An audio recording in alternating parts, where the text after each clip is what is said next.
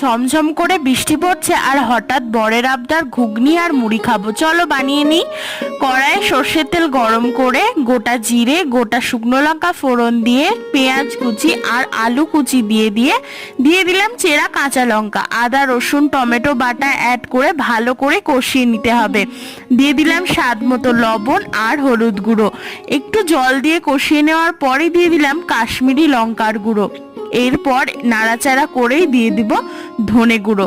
এটা কিন্তু একটু বেশি পরিমাণে দিতে হবে, জল দিয়ে বারবার ভালো করে কষিয়ে নিতে হবে। তারপরে দিয়ে দিলাম গরম মশলা দিয়ে সেদ্ধ করে রাখা মটরটা, দারচিনি লবঙ্গ এলাচ দিয়ে জলের মধ্যে দিয়ে শুধু সেদ্ধ করে নিয়েছি। তারপর পরিমাণ মতো জল অ্যাড করে 5 থেকে 10 মিনিট ফুটিয়ে নিলে এই যে সিক্রেট মশলা ম্যাগি মশলা, এটা আমি অ্যাড করি, সেটা খেতে খুবই ভালো লাগে।